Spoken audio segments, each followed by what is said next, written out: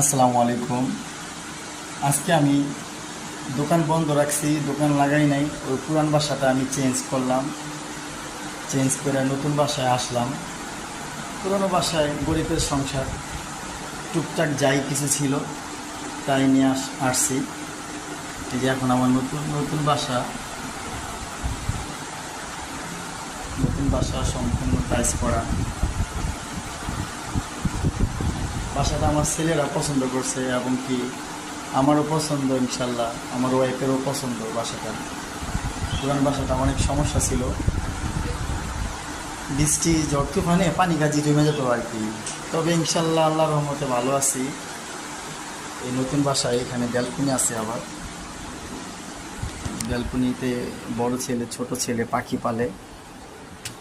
ওই যে আমার ফলের ব্যবসার ওই যে ক্রেট এখানে রাখি আমার মালপত্র কিছু।